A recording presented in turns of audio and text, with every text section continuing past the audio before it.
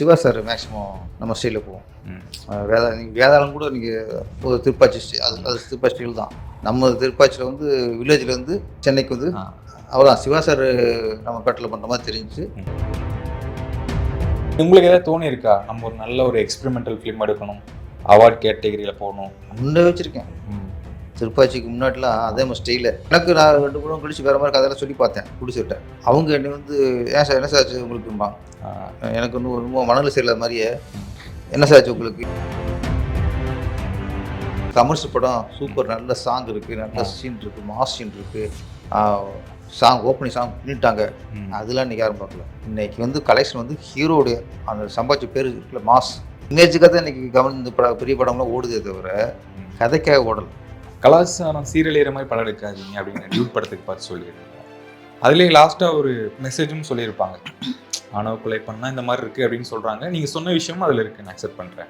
அப்படியும் இருக்குல்ல, அதை பற்றி நீங்கள் சார் இல்லை நான் சார் டயலாக்காக நீங்கள் எதுவும் சொல்லி போயிடக்கூடாது சார். இல்லை சார் அது அழுத்தம் வேணும் சார். நீங்கள் ஆணவ கொலைன்னு போகிறப்போ டயலாக் சொல்லாதீங்க. நீங்கள் சும்மா ஜாலியாக சொல்கிற மாதிரி தான் ஜாலியாக எல்லாம் எடுத்துட்டு கடைசியாக அப்படி போகிறவங்களை சொல்லிட்டு நான் கருத்து சொல்லிட்டேன்னா அது வராது. பண்பாடு கலாச்சாரங்கிறது எத்தனை 1000 வருஷம். நீங்கள் இப்போ 3 மணி வரை சினிமாவில் ஒரு ஸ்கிரிப்டில் மாற்றிடலாம். நீங்கள் ரஜினி சார் இன்னைக்கு சின்ன பிள்ளையிலேருந்து சின்ன பெரிய வரைக்கும் எனக்கு ஃபேன்ஸ் இருக்காங்க. எனக்கு ரஜினி படத்துக்கு தான் அப்படியே ஃபேமிலியோடு படம் பார்க்குறாங்க. அவர் படத்துக்கு இன்றைக்கி ஏன் வாங்கலாமா சார்? எங்கே சார் வச்சு டேரக்டர் பொறுப்பு? அதுக்கு என்னாச்சு? இஷ்டத்துக்கு எடுத்திய ஏன் கொடுத்துட்டாங்க? இன்றைக்கி ஃபேமிலியோட குழந்தை குட்டி பொறுப்பு பயப்படுறாங்க, யோசிக்கிறாங்க. ஏன் படமாமே எப்படி கூட்டி போகிறதுன்ட்டு யார்? பரத் சார் அப்போ தான் வளர்ந்து வந்துட்டு இருக்காரு. உங்கள் படம் பழனி சரியான ஹிட்டு. அந்த சின்ன தளபதி டைட்டில் நீங்கள் தான் கொடுத்தீங்க. இல்லை நம்ம கொடுக்கல. கடைசியாக நிறைய உங்களை மாதிரி தான் நிறைய பேர் பேரஸ் தான் சின்ன செல்வம் போட்டு விட்டாரு. இது நான் எங்கேயும் வளர்க்க சொல்ல முடியும். உங்களுக்கு ஃபேவரட்டா பரத் சார்? உங்களுக்கு ஃபேவரட்? ஐயோ விஜய் சார் எந்த அளவுக்கு அந்த அளவுக்கு பரத் சார் பர்ஃபெக்டாக இருப்பார். என்ன கொஞ்சம் இன்னும் இடையில கொஞ்சம் பழனிக்கு கிடைச்ச ஹிட்டு தொடர்ந்து 2 கூட ஹிட்டாக இருந்துச்சுன்னா புகார் நிறைய வருது. பார்த்தேன் நிறைய ப்ரெஸ் மீட்டில் சொல்கிறேன் சம்பளத்தை குறைங்க. ஆமாம் அது சம்பளத்தை குறைக்க வேணாம், டப்புன்னு கூடாது. இப்போ நம்ம போன வாரம் பார்த்தேன் ஆரியன் படம் விஷ்ணு விஷால் சார் அவரே சொல்லியிருந்தாரு. நான் அட்வைஸ் பண்ணுற அளவுக்கு பெரிய ஆள் இல்லை, இருந்தாலும் நான் சொல்கிறேன், நடிகர்கள் வந்து கொஞ்சம் சம்பளத்தை குறைச்சிட்டு அந்த சம்பளத்தை வந்து நீங்கள் படத்தில் செலவு பண்ணுங்க, கொஞ்சம் கிராண்டியராக வரட்டும், நல்லா வரட்டும். இப்போ உங்களுக்கு காந்தாரா பெரிய ஹிட்டு சார். சம்பளம் புதுசாக ஒன்றுமே இல்லை, முழுக்க பட்ஜெட் செலவு பண்ணிட்டாங்க, படத்தை செலவு பண்ணுறாங்க. நம்ம ஹீரோவுக்கே செலவு பண்ணுறோம். 20 லட்சம் வாங்கினேன் நான். எப்படி ஒரு ஹீரோ கதை வைக்கணும்? நான் 5 கோடி கேட்டுறேன், அவங்களும் கொடுத்துட்டாங்க. ஏன் கொடுத்துறாங்க? ஹீரோ கதை பிடிச்சி ஹீரோ 200 கோடினா எனக்கு நான் 50 கோடி கொடுக்குறான் டைரக்டர். 2 பேரும் போட்டு விட்டு வாங்குறாங்க. ஃப்ளாப் ஆச்சுன்னா 50 கோடி பாதி பிடிக்குவே நீ.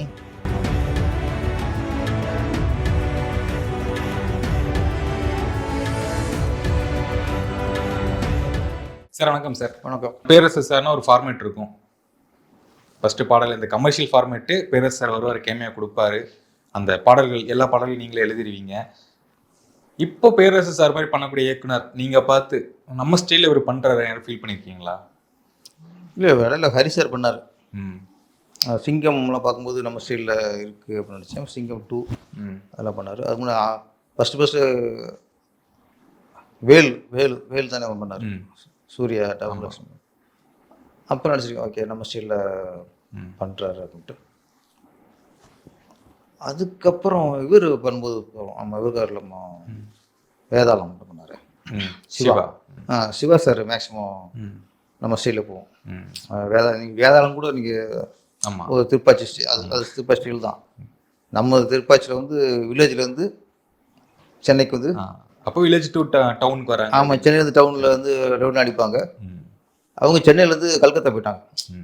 மும்பை கல்கத்தா வேதாளம். கல்கத்தா வந்து மும்பை. அது ஆமாம் மும்பை. சரி ஏதோ இடம் வாதி போச்சு அவ்வளோதான். அவன் வீரமனை பார்க்கும்போது எனக்கு ஓகே நம்ம பேட்டர்னில் அவ்வளோதான் சிவா சார் நம்ம பேட்டரில் பண்ணுற மாதிரி தெரிஞ்சு, முன்னாடி ஹரி சார் பண்ணுற மாதிரி தெரிஞ்சு. அதுக்கப்புறம் யாருமே ஆக்ஷன் மட்டும் எடுக்கிறாங்க, கமர்ஷியல் எடுக்கிறாங்க. நம்ம பேட்டர்ன் ஒன்று இருக்கும்ல, அதில் ஓப்பன் சாங்லாம் இருக்குது. அந்த ஸ்கிரிப்ட் திரைக்கதை ஒன்று போகும்ல. ஆமாம் அது அந்த கிரிப்பு நம்ம இதில் உள்ள மாதிரி வேறு பொருள் டேட்டான்னு பார்க்கலாம். வேறு சைடில் போயிட்டாங்க. இல்லை உங்களுக்கு ஏதாவது தோணி இருக்கா நம்ம ஒரு நல்ல ஒரு எக்ஸ்பெரிமெண்டல் ஃபிலிம் எடுக்கணும், அவார்ட் கேட்டகரியில் போகணும், ஃபாரின் அவார்ட்ஸ்லாம் வாங்கணும், அந்த மாதிரி யோசிச்சிருக்கீங்களா? முன்னே வச்சுருக்கேன். திருப்பாச்சிக்கு முன்னாடிலாம் அதே மாதிரி ஸ்டைல நிறைய கதை. அந்த கேள்வி கேட்டேன்னா பாரதிதாசன் சார் பண்ணியிருந்தாரு, 16 வயதுலயும் போயிட்டு இருந்தது, சிகப்பு ரோஜாக்கள் எடுத்தாரு. என் ஸ்டைல் இது கிடையாது, கிராமத்து படங்களே எடுக்க மாட்டேன், சிட்டி படங்கள்லாம் எடுக்க முடியும், சிகப்பு ரோஜாக்கள் வந்துச்சு, அது மேசிவ் ஹிட். அந்த மாதிரி ஏன்னா நீங்களும் ஒரு நல்ல கமர்ஷியல் டைரக்டர், அந்த விமர்சனம் இருக்குல்ல, தொடர்ந்து ஒரு இதே எடுக்கிறாரு. ஆமா, அதாவது நமக்கு அழுப்பு வந்துடும். விமர்சனம்ங்கிறத விட வியாபார ரீதியாக அப்படியே போய்கிட்டு இருக்கும். எனக்கு நான் 2 படம் கழிச்சு வேற மாதிரி கதையெல்லாம் சொல்லி பார்த்தேன், பிடிச்சிட்டேன். அவங்க என்னை வந்து ஏன் சார் என்ன சாச்சு உங்களுக்கும்பாங்க. எனக்கு இன்னும் மனநிலை சரியில்லாத மாதிரியே என்ன சாச்சு உங்களுக்கு ஏன் அப்படிம்பாங்க. நல்லா தானே போயிட்டு இருக்கு. என்னடா ஏன்னா அவங்களுக்கு இனிமேல் பேரஸ்னா பேரஸ் படம் உள்ளே வரும்போது அவங்க ஒரு எதிர்பார்ப்பில் வருவாங்க, மைண்ட் செட்டில் வருவாங்க.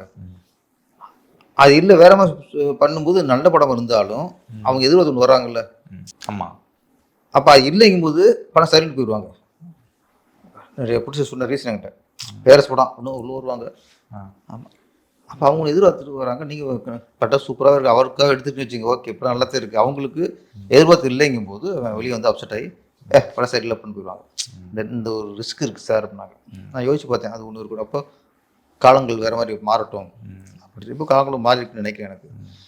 இப்போ என்னென்னா டோட்டலாக அனௌன்ஸ் பண்ணிடணும், கமர்ஷியல் எதிர்பார்க்காதீங்க, இது கமர்ஷியல் படம் இல்லை, இது வேறு மாதிரி படம்ட்டு சொல்லியே செட் பண்ணி தான் உள்ளே கூப்பிட்டு வரணும். இல்லை மக்கள் இப்போ அந்த மாதிரி படங்களும் விரும்பி பார்க்குறாங்க. இல்லை பார்க்குறாங்க, இப்போ அது பார்க்குறாங்க. இப்போ உங்களுக்கு பெரிய கமர்ஷியல் படங்கிறது கமர்ஷியலுக்காக யாரும் பார்க்கல. ஒன்று நீங்கள் ஒத்துக்கணும். இப்போ வந்து கமர்ஷியல் படம் சூப்பர், நல்ல சாங் இருக்குது, நல்ல சீன் இருக்குது, மாஸ் சீன் இருக்குது, சாங் ஓப்பனிங் சாங் பண்ணிட்டாங்க, அதெல்லாம் இன்றைக்கி யாரும் பார்க்கல. கரெக்ட். இன்னைக்கு வந்து கலெக்ஷன் வந்து ஹீரோடைய அந்த சம்பாதிச்ச பேர் இருக்குல்ல, மாஸ், இந்த இமேஜுக்காக தான் இன்னைக்கு இந்த பெரிய படம்லாம் ஓடுதே தவிர கதைக்காக ஓடலை. வெளியே வந்து ஆடியன்ஸ் சூப்பர், என்ன எத்தனை நாளைக்கு இந்த மாதிரி படம் பார்த்து பண்ணிட்டாரு தருது, மனசு நிறைய வந்து கைதட்டி கையில் சவுந்து போய் கத்தி தொண்டை கட்டுப்படி வெளியே வரான். அது பிள்ளைங்க படம் பார்த்துருக்கோம் நாங்கள். விஜய் படத்துலேயே கில்லாம் அப்படியே ஃபேன்ஸில் பார்க்கும்போது எத்தனை இடத்துக்கு துள்ளுவாங்க. அப்படி போடு கூட்டம் ஓடிடும், ஸ்க்ரீன் முன்னாடி ஆட்டும். ஆமாம். என்ன அப்படியே கத்தி தொண்டெல்லாம் கட்டிடும் ஃபேன்ஸுக்கு. அப்படி படம் பார்க்குறாங்களா? அவங்க எப்படி சம்பாதிச்சு வச்ச பேர் இருக்குல்ல, அந்த இமேஜுக்கு ஓகே. அவர் ரசிகர் இப்போ நான் வந்து அஜித் ரசிகர். படம் ரிலீஸ் ஆகும்போது நான் எப்படியும் பார்த்துருவேன் சார் போய். அது எப்படி தான் இருக்கட்டும், நீங்கள் படம் பாட்டு வரையே ஒரு படத்தை அஜித்தே விட்டுருங்க, ஒரு பெரிய ஹீரோ படம் பாட்டு வரையே உங்களுக்கு பிடிக்கல, நான் அந்த ஹீரோட ரசிகர், நீங்கள் ஐயோ படம் எடுத்துக்காங்க கூப்பிட்டு ஐயோ சரிங்க, அதை நீ சொல்லாத, நான் பார்த்துட்டு சொல்கிறேன். நான் போய் பார்த்துடணும், நீங்கள் சொல்ல நம்ப மாட்டேனா. எனக்கு நாளைக்கு அந்த படத்தை பார்க்காம விட்டுமே, பார்க்கலையே அப்படின்ற அந்த வரலாற்றுக்குள்ளே நடந்துக்கூடாதுல்ல. எல்லா படத்தையும் நான் பார்த்துட்டேங்கிற பேர் இருக்கணும். இதில் தான் இன்னைக்கு நிறைய படங்கள் ஓப்பன். அதனால் நீங்கள் வந்து கமர்ஷியல் சூப்பர் கமர்ஷியல் அதுக்காக படம் ஓடுங்கிறதெல்லாம் அதெல்லாம் பழைய கதை. ஒரு திருமலையாக இருக்கட்டும், ஒரு வாலியாக இருக்கட்டும், அட்டகாசமாக இருக்கட்டும், பில்லாவாக இருக்கட்டும், இந்த பக்கம் கில்லி இருக்கட்டும், நிறைய படங்களும் இல்லை. இப்போ சின்ன பட்ஜெட் படங்களும் இப்போ முகம் தெரியாத நடிகர்கள் நடித்தாலும் கண்டென்ட் நல்லா இருக்குன்னா கொஞ்சம் ஓடுது, அப்பெல்லாம் இருக்குல்ல? ஓடுது சார். அதான் சார் நான் சொல்கிறது, இன்னைக்கு வந்து கமர்ஷியலுங்கிறக்கா படம் ஓடலை, கண்டென்ட்டுக்காக தான் ஓடுங்கிற சொல்ல வரணும். கமர்ஷியலுக்காக ஓடலை, ஹீரோக்காக ஓடுது, அவ்வளோ மேட்ரு. ஓகே. சின்ன படங்கள் ஹீரோக்காக ஓடலை, கண்டென்ட்டுக்காக ஓடுது. அப்போ எது முக்கியம்? அப்போ வந்து மக்கள் மனநிலை என்னன்னா கண்டென்ட் படத்துல ஹீரோ நடிக்கணும் அப்படி. ஆமாம் அப்போ இன்னும் திருப்தி ஆகும். நீங்கள் நாங்கள் வந்து நான் 150 ரூபா டிக்கெட்டை நான் வந்து 500 ரூபாய்க்கு வாங்கிட்டு உள்ளே போகிறேன், வெளியே வரும்போது திருப்தி வரணும் இல்லை.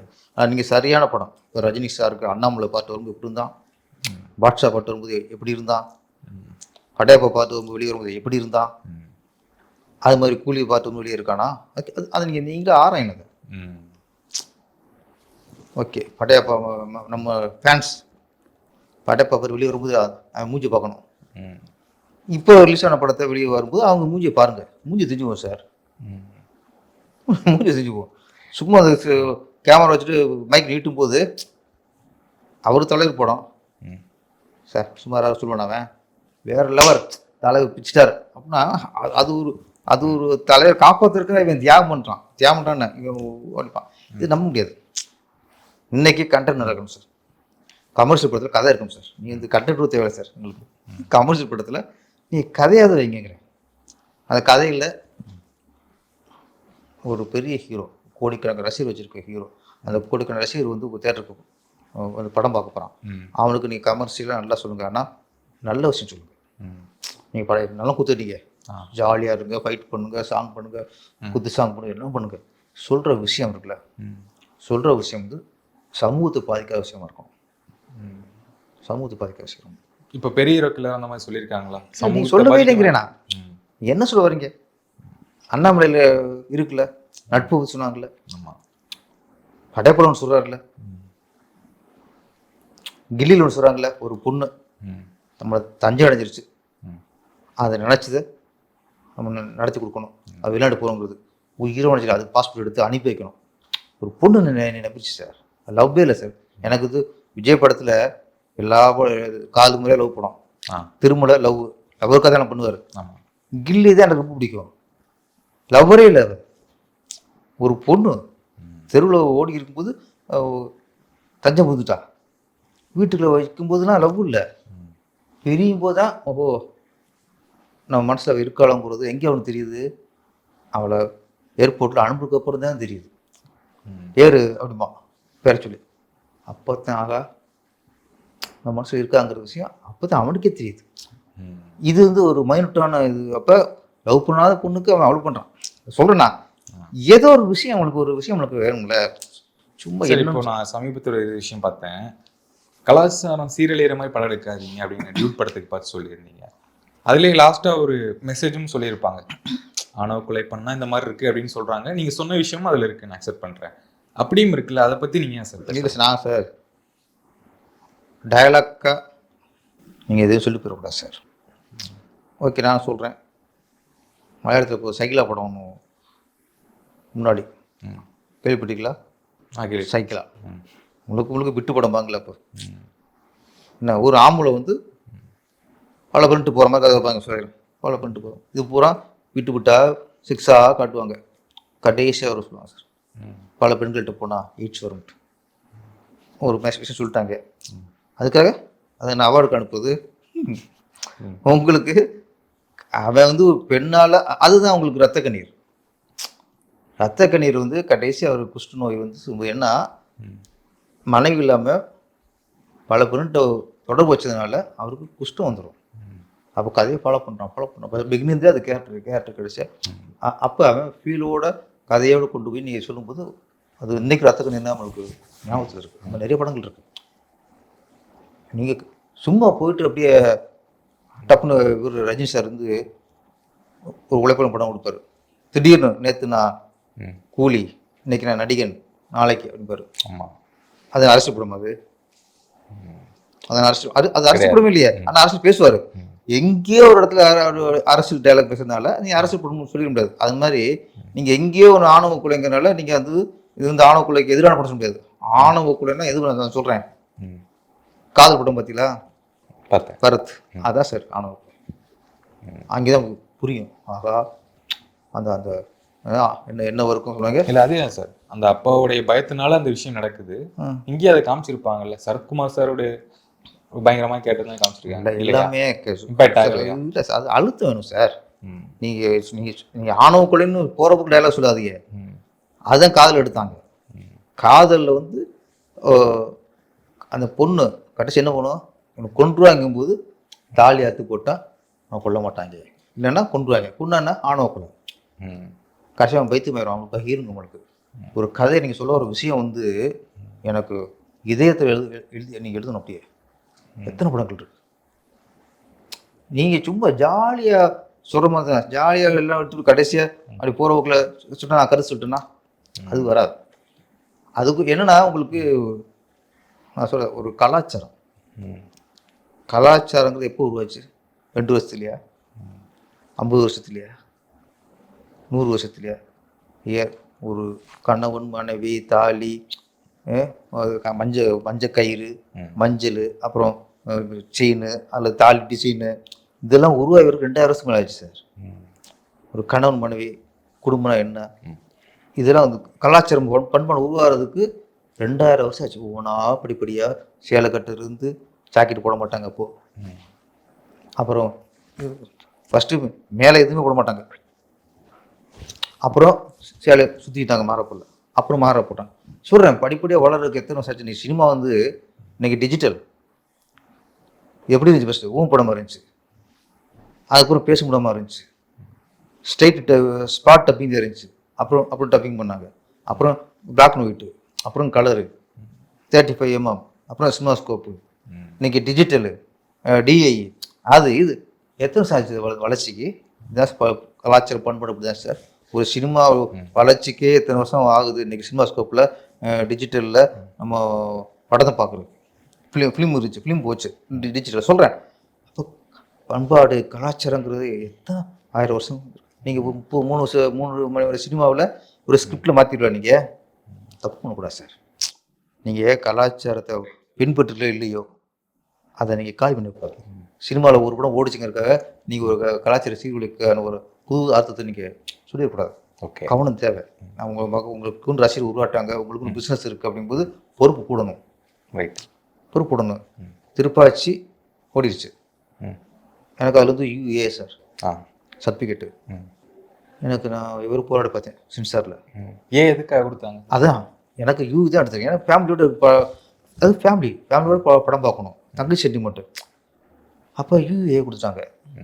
இதே சார் எனக்கு இருந்துச்சு. நான் போகிறாரு, என்ன சார் இது ஃபேமிலி சென்டிமெண்ட் சார், ஃபேமிலி மக்கள்லாம் ஒன்றா வரும் சார். இல்லை அப்போ ஏன் யூ கொடுக்காம ஏன் கொடுத்தாங்கன்ட்டு சில ரீசர்ச் சொன்னாங்க. சிவகாசியிலிருந்து கடைசியாக எடுத்த படம் வரைக்கும் யூ தான் வாங்கினேன். ஏன் சார் அது ஏன் எது கொடுத்தேன்? அதில் வன்முறை கொஞ்சம் ஜாஸ்தியாக இருந்தாங்க. ஓகே, அப்போ என்ன பண்ணேன், ஓகே கொஞ்சம் வன்முறையில் கூடனா ஏன் கொடுத்துருவாங்க, நம்ம ஃபேமிலி ஆர்டிஸ்ட் வரணும். அப்போ நான் என்ன மாற்றிக்கிட்டேன் சார். அவ தெரிஞ்சு வச்சு என்னென்ன பண்ணால் யூஏ கொடுப்பாங்க, என்ன பண்ணால் யூ கொடுப்பாங்க. அப்போ ஒரு டைரக்டரான பொறுப்பு வந்துச்சு சார். நான் பெருமை சொல்ல, நான் எனக்கும் கொடுக்குற படம் பார்க்கணும் சார். திருப்பதி ஓடிச்சுங்கிறதுக்காக நான் கும்பு முளைச்சு அதுக்கப்புறம் செக்ஸாக தலை தனியாக விழுகுது, கை தனியாக விழுகுதுன்னு வெட்டிட்டு குத்திட்டு படம் எடுப்பேன்னா எனக்கு திருப்பதி வெட்டிக்கு அப்புறம் எனக்கு பொறுப்பு வந்துடுச்சு. நம்ம அப்படியே எல்லா படம் யூ இருக்கணும். அந்த மாதிரி ஸ்கிரிப்ட் எடுத்து அந்த மாதிரி மேக்கிங் ஃபைட்டாக வன்முறையே இருக்கக்கூடாது, அந்த வெட்டுற மாதிரி இருக்கக்கூடாது. அது கூட அவன் யூஏ கொடுக்கலாம். எனக்கு அது தேவையில்லை. எனக்கு கதை அது இல்லாமே அதை என்னால் அதை உணர்த்துக்கணும். அதான் டேரக்டர். ஒருத்தர் வெட்டி தலை துண்டு விழுதுன்னா அதான் டேரக்டரை உணர்த்து. எங்கே விழுறோம்? தேவர் மகனில் விட்டாங்கல்ல, அது கரெக்ட். நான் அது கதை, அதான் கதை.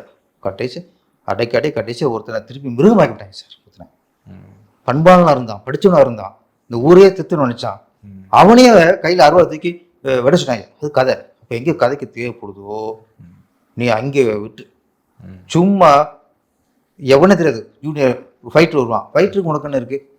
கையை தூக்கி போட்டு ஒரு ஃபைட்டு வரான், முடிவு பிடிக்கிறது, கழுத்து வெட்டு. அங்கே யாரை வெட்டினா? கமல்ஹாசன் நாசரை வெட்டினார். படம் முழுக்க நாசருக்கும் சிவாஜிக்கும் மோதல், நாசருக்கும் கமல்ஹாசனுக்கும் மோதல். அப்போ அதான் திரைக்கதை, அதான் கதை. அப்போ எங்கே ஒருத்தர் தலை வெட்டுறோன்னா அது கதையாக இருக்கணும். அங்கே ஆடிட்டு ஒத்துக்குவாங்க. அங்கே இதுக்காக வன்முறை பண்ணணும்னு சொன்னாங்களே. இன்ன வரைக்கும் தேவர் மகன் வந்து தலை துண்டிக்கப்படும், அது வன்முறைப்படாது, அது சமூக நல்லிணக்கம் விடாமல் ஆகிப்போச்சு. அப்போது இயக்குனருக்கு வந்து சும்மாலாம் வெட்டிக்கிட்டு இருந்தா ஏன்னா சார் ரஜினி சார் இன்னைக்கு சின்ன பிள்ளையிலேருந்து சின்ன பெரியவங்க வரைக்கும் எனக்கு ஃபேன்ஸ் இருக்காங்க. எனக்கு ரஜினி படத்துக்கு தான் அப்படியே ஃபேமிலியோடு படம் பார்க்குறாங்க. அந்த ஆர்டிஸ்ட் அவருக்கு என்ன வயசு? இன்னைக்கு 73 வயசு. மொத்தமாக ஃபேமிலி ஆடிஷன் உள்ள ஒரு பெரிய சூப்பர் ஸ்டார் இமேஜ் விட்டு அவர் சீமாக இருப்பார். அந்த மாதிரி இமேஜ் அவர் படத்துக்கு இன்றைக்கி ஏன் வாங்கலாமா சார்? எங்கே சார் வச்சு டேரக்டர் பொறுப்பு? இப்போ ரஜினிகாந்த்ங்கிறது யார்? தனுஷ். இப்போ இந்த தனுஷ்வா சிம்புவா யார் சார்? அவர் ஒரு ஆன்மீகவாதிங்கிறாங்க, இமயமலைக்கு போகிறாங்கிறாங்க, சமூகத்துக்கு கருத்து சொல்கிறாரு, சமூகத்துக்கு ஒன்று தட்டி கேட்குறாரு. ஒரு இன்னைக்கு வந்து சிலராக சிஎம் நினச்சிருக்காங்க. அப்படிப்பட்ட ஒரு நடிகரை நடிக்க வச்சுட்டு நீங்கள் அவருக்கு ஏ சர்டிஃபிகேட் படம் கொடுக்குறீங்க சார். நீங்கள் சொல்லுங்கள், சரியா அது? அப்போ பொறுப்பு யார் பொறுப்பு இல்லாமல் இருக்கா? டைரக்டர் பொறுப்பு இல்லாமல் இருக்கா சார்? நீங்கள் ரஜினி பற்றி உங்களுக்கு தெரியல சார்? ரஜினி வியாபார பொருளாக்குறீங்க சார் நீங்கள். அவர் வந்து வியாபாரம் பண்ணி சார் வச்சு அதுக்கு அங்கே என்னாச்சு? இஷ்டத்துக்கு எடுத்திய ஏன் கொடுத்துட்டாங்க? இன்னைக்கு ஃபேமிலியோட குழந்தை குட்டி போட்டு பயப்படுறாங்க, யோசிக்கிறாங்க. ஏன்னா ஏன் படமாமே எப்படி கூட்டு போகிறது? யாரு இங்கே நம்ம பார்த்தது குழந்தைகள்லாம் கூப்பிட்டு போனாங்க, ஏசிபி தெரியாம கூப்பிட்டு போயிட்டு வந்தாங்க. ஆமாம் ஆமாம் ஆமாம், அது பண்ணக்கூடாதுல்ல. 73 வயசுல ஒரு சூப்பர் ஸ்டாரு, அரசியலை பெரிய மாற்றத்தை உருவாக்குற மாதிரி இருந்தவர், அவ்வளவு இன்னைக்கு மக்கள் செல்வா கூட இருக்க ஒரு நடிகருக்கு நீங்க ஏசி பெட்டுவா ஓட படத்தை ஏற்கிறது தப்பு சார். நம்ம இந்த இன்டர்வியூலே வந்து நிறைய டைம் சூப்பர் ஸ்டார் ரஜினி நீங்களே தான் எடுத்திருந்தீங்க. நான் கூட சொல்ல, நீங்களே எடுத்து சார் படம் பண்ணியிருக்கலாமே சார். அது மிஸ் ஆகிப்போச்சு நமக்கு. அந்த அந்த ஒரு காலகட்டம் அவருக்கு உடம்பு சரியான போனது எனக்கு மைனஸ். ஏன்னா நம்ம கேட்குற நேரம்லாம் கூட்டு பேசுவார். எப்போ அப்பா கூப்பிடும் அப்பா கூட்டு பேசிருக்காரு, அடிக்கடி நான் பார்த்துருக்கேன்.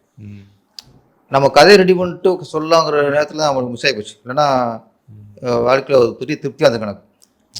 இன்னொன்று, நான் விஜய் சார் வச்சு படம்னு நினைக்கல. அஜித் சார் வச்சு முதல் படம் விஜய் சாருங்கிறதே பெரிய விஷயம். அதெல்லாம் அவங்க அதான் சொல்லல, அது சிலது அமைப்பு. நான் நினைக்கவே இல்லையே, நான் விஜய் சாருக்கு கதை பண்ணலையே. நான் கதை சொல்லும்போது தான் ஃபஸ்ட் டைம் விஜய் சார் நேராக பார்க்குறேன். நான் அப்புறம் யோசிச்சு பார்த்தேன், கதை சொன்னதுக்கப்புறம் யோசிச்சு பார்க்குறேன். அஜித் சார் படம் நேராக பார்த்துருக்கேன், ரஜினி சார் நேராக பார்த்துருக்கேன். சினிமா இண்டஸ்ட்ரி இருக்கும்ல, எங்கேயா ஃபங்க்ஷனில் பார்ப்போம், ஷூட்டிங்கில் பார்த்துப்போம். கமல் சார் பரோட பார்த்துருக்கேன், விஜயகாந்த், பிரபு, கார்த்திக் எல்லாரும் பார்த்துருக்கேன். அப்போ யோசிச்சு பார்த்தேன், இவரை மட்டும் நான் எங்கேயும் பார்த்ததில்லை, விஜய் சார் மட்டும்.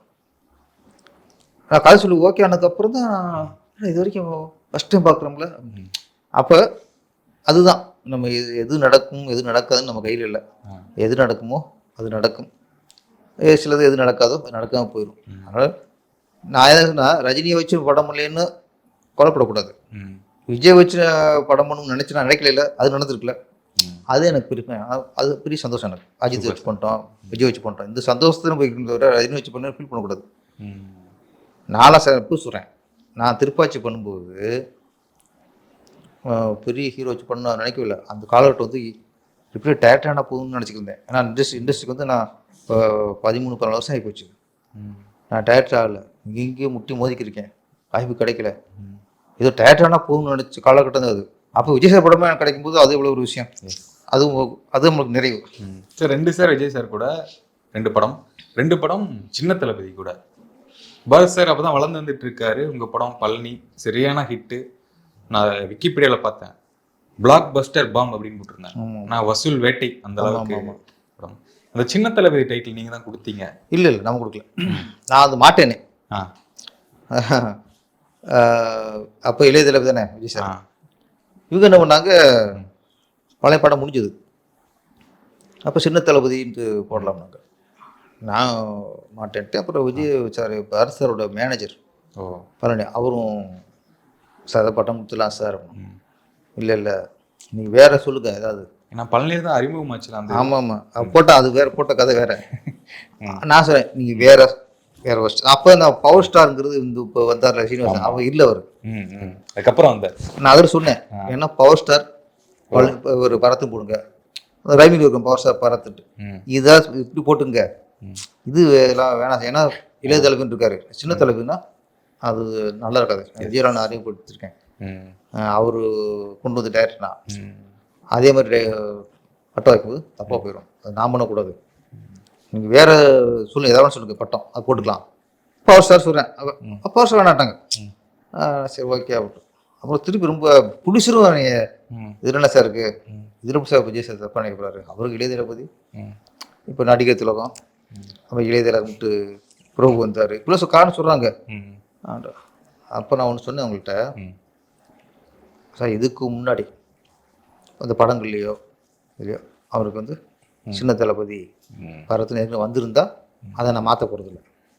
நீங்கள் ஃபஸ்ட்டு இதில் போட சொல்றீங்க, நான் தான் அந்த படத்தை கொடுத்த மாதிரி ஆயிரும். வேணாம் நினச்சிட்டு இருக்கேன், நாங்கள் அப்படி நினச்சிட்டு இல்லை. அப்புறம் முடிவு வேணான்ட்டேன். அப்புறம் என்ன பண்ணாங்க, கில்லாடின்னு ஒரு படம், வெங்கடேஷ் சார் படம் வந்து ஷூட்டிங் போயிட்டு போறாரு, அதுக்கு ஒரு விளம்பரம் கொடுத்துட்டாங்க. அதில் சின்ன தளபதி பரத் நடிக்கும் கில்லாடி. சந்தீப் வந்துருச்சு.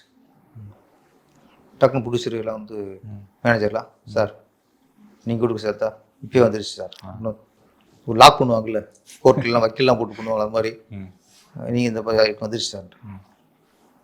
நான் என்னடா இவ்வளோ பிடிக்காம இருக்காங்கன்ட்டு விட்டுருங்க சார். அப்புறம் ப்ரொடியூசர் ரொம்ப சார் உங்கள் இஷ்டம் சார், சொல்கிறேன். அப்புறம் நீங்கள் தான் பேப்பரில் வந்து ஆடு வந்தெல்லாம் உங்களை காட்டுறீங்க, டைட்டில் நீங்கள் பார்த்துங்க சாப்பிட்டேன். அப்புறம் எனக்கு சம்மந்தம் இல்லாமல் எனக்கு இஷ்டம் இல்லாமல் தான் அந்த சின்ன தலைவைன்ட்டு பரத்தனும் போட்டாங்க. நான் நினச்சேன் சரி இல்லை எதனால ஒரு வேளை ஃபியூச்சரில் விஜய் சார் அதுதான் எல்லாம் இருக்கும். அவர் இளைய தளபதி, நம்ம அடுத்து சின்ன தளபதி, விஜய் சாரோட அந்த பிளேஸுங்கள அதுக்கு அடுத்து அந்த ரூட்டில் வரலாம், ஆக்ஷன் ஹீரோ வரலாம் அப்படி எல்லாரும். அப்புறம் நிறையா பட்டத்து மேலே நிறைய பேருக்கு இஷ்டம் இருக்கும்.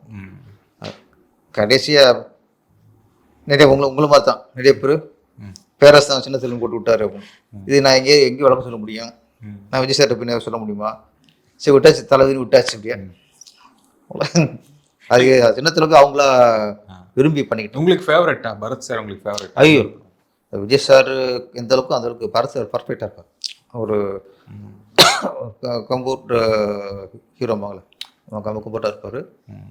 கட்டாயத்துக்கு வர்றது, ஒத்துழைப்பு, மெனக்கட்டுறது, ஃபைட்டுக்கிட்டு எல்லாம் நல்லா இன்ட்ரெஸ்டிங்காக பண்ணுவார்.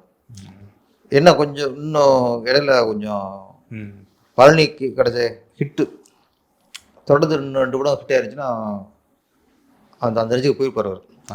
எனக்கு திருத்தணியை பழனி அளவுக்கு போகலை. ஏன்னா திருத்தணியை வந்து படத்தை முடிச்சு கொடுத்து 2 வருஷம் கழிச்சு தான் பிடிச்சி ரிலீஸ் பண்ணாங்க. அதில் ட்ரெண்டுலாம் போச்சு. எனக்கு ரிலீஸ் ஆகும்போது எனக்கே ஒரு 1/2 மனசு தான், திருப்தி இல்லை. திருப்தியை மாற்றலாம் நான் பார்க்குறேன்.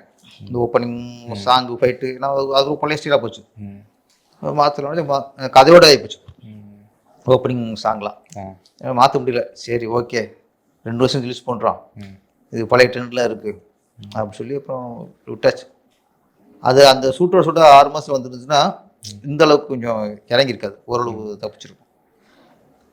எல்லாமே சில நேரத்தில் சூழல் தான். இப்போது பார்த்தீங்கன்னா ஜென்சி ஸ்டார்ஸ் அப்படின்னு சொல்லக்கூடிய இந்த தலைமுறை நட்சத்திரங்கள் வளர்ந்து வந்துட்டு இருக்காங்க. கவின், மணிகண்டன், ஹரிஷ் கல்யாண், பிரதீப் ரங்கநாதன், இந்த மாதிரி சிலர், அசோக் செல்வன், இவங்க படங்கள்லாம் நீங்கள் பார்த்துருப்பாங்க. எப்படி நடிக்கிறேன் நினைக்கிறேன் நடிகர்? இப்போ மணிகண்டன் நல்லா பண்ணுறாரு. மணிகண்டன் வந்து என்ன கேரக்டர் எடுத்துட்டாரோ, ஏன்னா அவர் அவர் வந்து செலக்ட் பண்ணுற கேரக்டரும் கரெக்டாக இருக்கும். அவருக்கு ஏற்ற மாதிரி, அவர் உருவத்துக்கு ஏற்ற மாதிரி இருக்காரு. அது மாதிரி இவர் ஹரிஷ் கல்யாண், ஆனால் இதில் லப்பர் பந்தில் ரொம்ப கரெக்டாக பண்ணித்தார். கரெக்டாக பண்ணித்தார். அட்டகத்து தினேஷ் ஓகே. அசோக் செல்வன் வந்து அப்போ ரஜினி கமல் வந்தாங்கல்ல, இந்த கமல் ஒரு ஸ்டீல் அப்படி வந்துருந்தார்ல, அந்த டைப் ஆஃப் ஒரு ஹீரோ, நல்ல திறமைசாலி. இன்னொரு படம் அவர் சரியாக அமையணும், ஏதோ அங்கே மிஸ் ஆகுது. ஒரு சோலோவாக கிளிக் ஆகணும், அவர் ஆயிடுவார். நான் அவருக்கு ஒரு ஃபயர் இருக்குது, சரி படம் அமையணும், அவருக்கு அமைஞ்ச ஸ்டாண்டர்ட் ஆகிடுவார். பிரதீப் ரங்கநாதன் வந்து ஹிட் அடிச்சிட்டார். இந்த யூத் ஜென்ரேஷன் இருக்குல்ல, நிறைய பேர் அவங்கள அவர் பிடிச்சிருக்கு. இப்போ உள்ள யூத் ஹீரோக்குள்ள அந்த பெண்களுக்கு பிடிச்ச ஹீரோன்ட்டு வருவாங்கள்ல, அதில் பிரதீப் ரங்கநாதன் அவர் வந்துட்டார். நான் லவ் டூர்லேயே அவருக்கு அந்த சம்பாதிச்சிட்டாரு. அதுக்கப்புறம் ட்ராகனில் இன்னும் கொஞ்சம் ஏறிச்சு. டியூட்டு ஹிட்டு ஓகே, அது ஓகே, அப்புறம் பேசுவோம். இப்போ உள்ளதில் இவங்க கேட்டாங்க, அடுத்து என்னென்ன அவங்க கதை செல் பண்ணோம். அவங்களுக்கு வந்து அட்லீஸ்ட் பண்ணுறதுக்கு ஒன்றும் இல்லை, கிராஜுவலாக சம்பளத்தை ஏற்றணும். சம்பளம் வந்து இப்போ உள்ள ஹீரோக்கள் வந்து இப்போ ஒருத்தர் வந்து இப்போ 50 வருஷம் வாங்குறோம் வச்சுங்களேன், அதுக்கு குறைச்சி 1 கோடி வாங்குறாரு ஒருத்தர். ஒரு ஹிட் ஆச்சுன்னா அதில் ஒரு 10% 20% கூட்டணும். 1 கோடியாக அடுத்த படத்துக்கு ஒரு 1-20 ஒரு ஹிட் ஆடணும். டக்கு 2 கோடி கேட்குறது, அப்புறம் டக்குனு அது ஹிட் ஆச்சுன்னா டக்கு 5 கோடி. இது எங்கே ஆபத்து முடியும்னா, அடுத்த எதாவது படம் ஃப்ளாப் ஆகி போச்சுன்னா நீங்கள் சம்பளத்தை இறங்க முடியாது.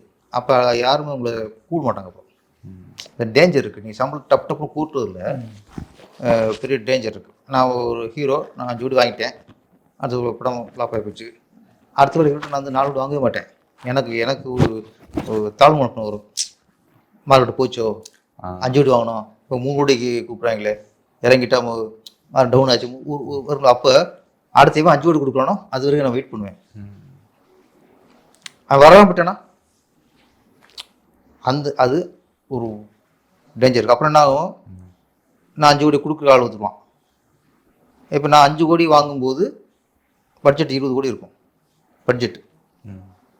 திருப்பி ஓகே ஒரு 5 கோடி கேட்குறாரு, பரவாயில்ல பட்ஜெட்டை பார்த்துப்போம் அப்படின்ட்டு எனக்கு 5 கோடி கொடுத்துட்டு 15 கோடிக்கு பட்ஜெட் ஆகும். 10 கோடி தான் 5 கோடி 10 கோடி தான் செலவு பண்ணுவாங்க. அப்போ ப்ராஜெக்ட் வீக் ஆகும். நீங்கள் ஃபஸ்ட்டு படம் பண்ணி அந்த கிராண்டியர் அந்த இது இருக்காது, எல்லாம் சுருங்கும். படமாக பார்க்கும்போது அந்த கிராண்டியர் மிஸ் ஆகும். இதெல்லாம் பின்னாடி டேஞ்சர் இருக்குது வளர நடிகர்களுக்கு. ரஜினிலாம் பிரியா அப்போ தான் 1 லட்சம் வாங்குறாரு, 1 லட்சம் முழுசா. அப்போவே ரஜினி அப்போல்லாம் ரசி சம்பாதிச்சிட்டார். அப்போல்லாம் ஸ்டைல் மன்னன் பேர், ஸ்டைல் மன்னன் தான். அவருக்கும் ஒரு ஓப்பனிங் இருக்கும். முரட்டுக்காலை அவர் கேட்டது கம்மியாக தான் கேட்டுக்காரு. அதுக்கு முன்னாடி வாங்க சம்பளத்தை கேட்டுக்காரு. ஏன் சாக்காட்டாங்களா, என்னங்க நீங்கள் உங்கள் மார்க்கெட் நிலவரம் தெரியாமல் இருக்கீங்க அப்படின்ட்டு முரட்டுக்கால 10 லட்சம் ஃபஸ்ட்டு சம்பளம், 10 லட்சம். அவருக்கே நமக்கு வேல்யூ இவ்வளோன்ட்டு அப்போ தெரிஞ்சான் ரஜினிக்கு.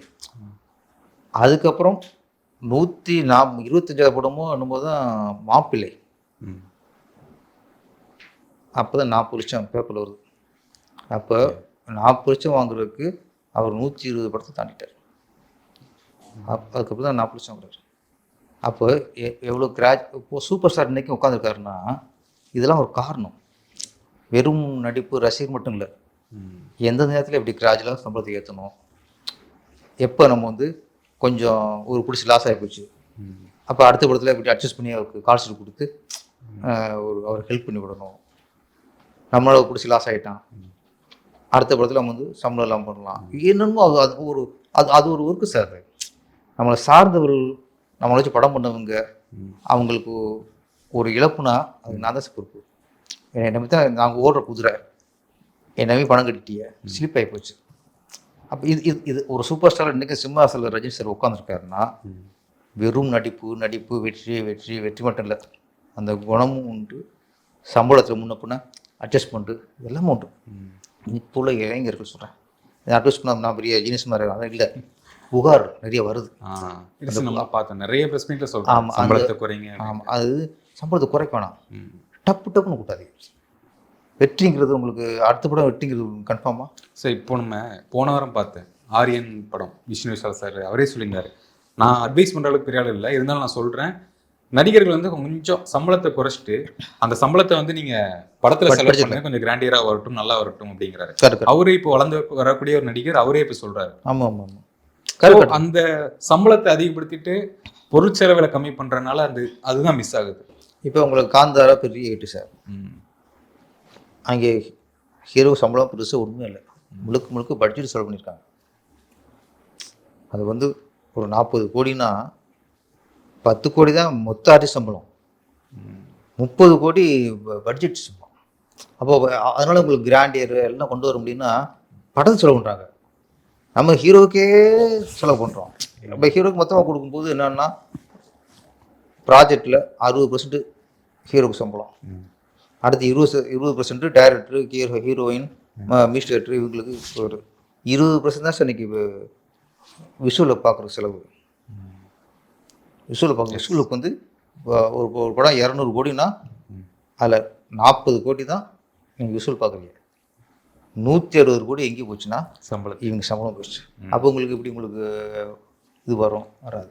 அதனால் ஹீரோக்கள் நீங்கள் லாங் லைஃப் போகணும்னா கிராஜுவல் சம்பளத்தை ஏற்றணும். அப்புறம் இப்போது தான் நம்ம 2 கோடி வாங்குறாரு, கூட ஹிட் ஆயிடுச்சு, அடுத்த வீட்டுக்கு 5 கோடி வாங்குறாரு. எதுக்காக நீங்கள் 5 கோடி வாங்கினீங்க? இந்த படம் ஹிட்டு, ஓகே, பெரிய கலெக்ஷன் ஆயிடுச்சு வாங்கிறீங்க, ஓகே. அப்போ நீங்கள் 5 கோடி வாங்குறீங்களா, அந்த படமும் இந்த அளவுக்கு ஹிட் ஆகுறதுக்கு கேரண்டியா? அது சொல்லுங்கள், வாங்கிக்கிறேன். இது 50 கோடி கலெக்ஷன் ஆயிடுச்சு, நான் 5 கோடி வாங்கிட்டேன், இந்த படமும் 50 கோடி எனக்கு கலெக்ஷன் ஆகும், இல்லைன்னா 5 கோடி நீங்கள் திருப்பி வாங்கிக்கிறீங்க, எழுதி கொடுங்க சார், நீங்கள் எழுதி கொடுங்க சார். அது உள்ளே போச்சுன்னா நீங்கள் 5 கோடி வாங்கிட்டீங்க, ப்ரொடியூசர் எங்கே போவான்? எல்லாரும் நினைக்கணும் நம்ம வந்து சுயநலம் தான் நீங்கள் சம்பளத்தை அதிகமாக்குற சுயநலம். யார் எக்கடு கட்டானா ப்ரொடியூசருக்கு லாபம் வந்தானே வராட்டன்னு அது நினைக்கக்கூடாது. சரி, இப்போ டைரக்டர்களும் கொஞ்சம் அதிக சம்பளம் வாங்குறாங்க கேட்குறாங்களாம் கேள்விப்படுறோம், அது உண்மையா? அது ஆமாம், அதுவும் உண்மை தான், அதுவும் தப்பு தான். நான் ஒரு படம் சின்ன படம் பண்ணியாச்சு, படம் பெரிய ஹிட்டு. அந்த படத்தில் நான் வந்து சம்பளம் வாங்கியிருக்கேன், 20 லட்சம் வாங்கியிருக்கேன். சின்ன படம் தானே, 2 கோடி 3 கோடி வச்சுங்க, 3 கோடி படம் பண்ணுறது. 4 சம்பளம் எனக்கு வந்து 20 லட்சம் வச்சுங்க. ஓகே, படம் நல்லா ஓடிச்சு, நல்ல பேர். உடனே என்ன பண்ணுவாங்க, பெரிய ஹீரோக்களை தூக்கி போட்டுருவாங்க. நான் அடுத்து பெரிய ஹீரோக்கு காசு சொல்லிடுறேன், ஓகே ஆச்சு, கதை ஓகே ஆச்சு. 2 கோடி சம்பளம் வாங்கியிருக்குல்ல, சரி 20 லட்சம் வாங்கியிருக்குல்ல. அப்போ அந்த ஹீரோ கதை ஓகே ஆன உடனே நான் எவ்வளோ கூட வாங்கலாம்? 20ங்கிறது நான் கூட 30 லட்சம் வச்சு ஒரு 50 லட்சம் வாங்கலாம் தானே. ஹீரோ கதை ஓகே ஆன உடனே நான் டக்கு 5 கோடி கேட்டேன். 20 லட்சம் வாங்கினது நான் எப்படி ஒரு ஹீரோ கதை ஓகேனா நான் 5 கோடி கேட்டுறேன், அவங்களும் கொடுத்துட்றாங்க. ஏன் கொடுத்துறாங்க? ஹீரோ கதை பிடிச்சி போச்சு, இதனால எதை மிஸ் ஆகி போச்சுன்னா அப்புறம் திருப்பி முடியாதுன்ட்டு அவங்களும் பிடிச்சி பயந்து கொடுக்குறாங்க. இது இன்னைக்கு ஹீரோ இன்னைக்கு அந்த படம் ஹிட் ஆச்சுன்னா ஹீரோ 200 கோடினா எனக்கு நான் 50 கோடி கொடுக்குறான் டைரக்டர், 2 பேரும் போட்டு விட்டு வாங்குறாங்க. ஃப்ளாப் ஆச்சுன்னா 50 கோடி பாதி குடிப்பேன். நீ ஹீரோக்கள் வந்து வாங்கினதில் பாதி கொடுப்பாங்களா? ஒரு வெற்றி காலத்தில் நீ அடுத்த படத்தை சம்பளம் கொடுக்க வாங்குறிய, அது வெற்றிக்கு தான் அவன் கொடுக்குறான். அப்போ வெற்றியை கொடுக்குறவன் பொறுப்பு இல்லை, அதுதான் நீ கூட சம்பளம் வாங்குற, கரெக்ட் தானே? ஃப்ளாப் ஆகிப்போச்சு, யார் பொறுப்பு? இப்போ ஏன் கொடுக்குற வெற்றி? அந்த வெற்றியை வச்சு எனக்கு கூடும்போது வெற்றி இல்லைங்கும் போது வெற்றி தான் நான் உனக்கு கொடுத்தேன், இப்போ தோல்வினா நீ ஒத்துக்கணும், அதை எட்டு வராது, ஏற்றுனதான் அப்படி. இதெல்லாம் சினிமாவோட சாபக்கேடு, இதெல்லாம் சரி வந்தது சினிமா நல்லா இருக்கும். நீங்கள் பார்த்துருக்கீங்க, ரஜினி சார் படங்கள் எல்லாமே பார்த்துருக்கீங்க, இப்போ விஜய் சாரோட ஜென்ரேஷன். அடுத்து அந்த பொசிஷனுக்கு வரக்கூடிய ஆசைப்படுற நிறைய நடிகர்கள் இருக்காங்க. உங்களுடைய கணிப்பு யாராவது இருக்கா, இந்த நடிகர் வருவாங்க இந்த கமர்ஷியல் ஹீரோ அப்படிங்கிற பிளேஸ்? இல்லை அப்படி எதுவுமே எனக்கு.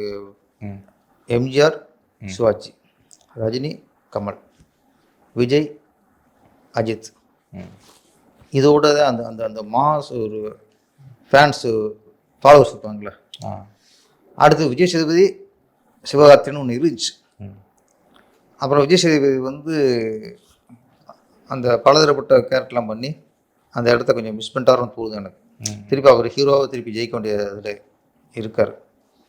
இதில் வந்து விவரமான யாருன்னா சிவகார்த்திகேயன். அவர் வெற்றி அடைஞ்சார்ல, அந்த வெற்றியை கரெக்டாக தக்க வச்சுட்டு போகிறார். அவர் வந்து எங்கேயுமே அது இது பண்ணாமல் வெற்றி சொல்ல புத்திசாலிட்டு அந்த புத்திசாலி லிஸ்ட்டில் சிவகார்த்திகேயன் இருக்கார். யார் அடுத்து டேரக்டர் யார், மினிஸ்டர் யார், எப்படி கதை, இப்போ ஒரு கதை பண்ணிட்டோம், அதுக்கப்புறம் எந்த மாதிரி கதை பண்ணணும், அந்த ப்ரொடியூசர் எப்படி வேல்யூபுளாக இருக்காரா, கரெக்டாக ரிலீஸ் பண்ணி ஒரு ஹிட்டுங்கிறத கொண்டு வந்துருவார். எல்லாமே யோசிக்கார். அதை எல்லாமே யோசிச்சு பண்ணுறது சும்மா நட்புக்காலம் பண்ணுறது இல்லை சிவகார்த்திகேயன். விஜய் சேதுபதி நட்புக்காக நிறைய பண்ணி மிஸ் ஆகிட்டார். சிவகார்த்திகேயன் வந்து நட்பு வேறு, தொழில் வேறு. தொழில் நான் என்ன தக்க வச்சுக்கணும், நட்புக்காக பண்ணி நான் வந்து என் மார்க் போயிடக்கூடாது. அப்போ சிவகார்த்திகேயன் ஓரளவு அடைஞ்ச வெற்றியை பாதுகாத்துட்டுருக்காரு. அப்பப்போ அதை கொஞ்சம் மெருகத்திட்டு வர்றாரு. ஓகே, அதான் மற்ற எல்லாம் லிஸ்ட்டில் யாரும் இப்போதைக்கு இல்லை. Okay sir, thank you sir. ரொம்ப நேரம் நம்ம பேசிட்டோம், நிறைய விஷயங்கள் சினிமா பற்றி சொல்லியிருந்தீங்க.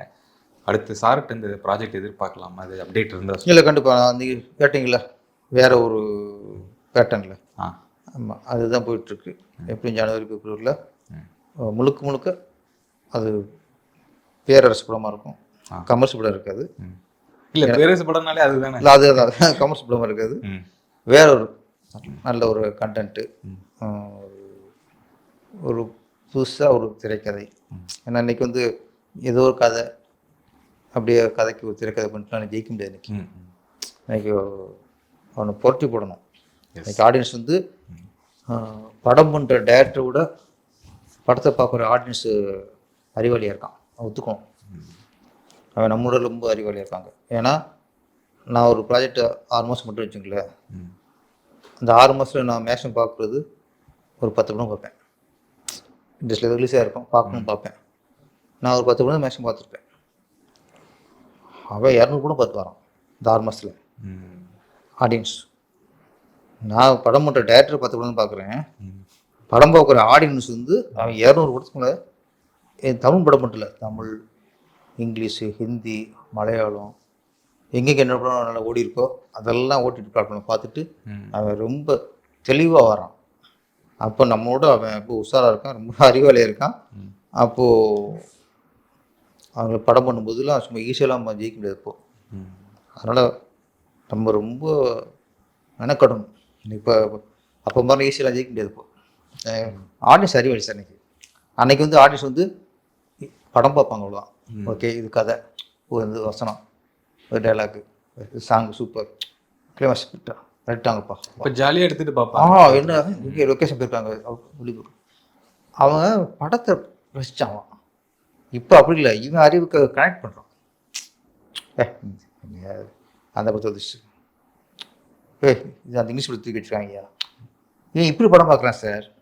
அப்போ அடுத்து என்ன நடக்குது ஆராய்ச்சி அழுவான், கவுண்டமணி சேர்த்து வந்தால் கயிறு சிரிப்பான். இதுதான் இருந்துச்சு இன்னைக்கு. அந்த ஆடியன்ஸ் இன்னைக்கு இல்லை, எல்லாம் விவரமாக இருக்காங்க. அதனால் வருமானம் படம் பண்ணுறது ரொம்ப கஷ்டம். ஆனால் இதுதான் பண்ணி ஜெயிப்போம். Okay sir. சார் வாழ்த்துக்கள் சார். சீக்கிரம் அப்டேட்ஸ் எல்லாம் வரணும், நாங்கள் பார்த்து வெயிட் பண்ணிட்டு இருக்கோம் sir. Thanks for the interview. நன்றி.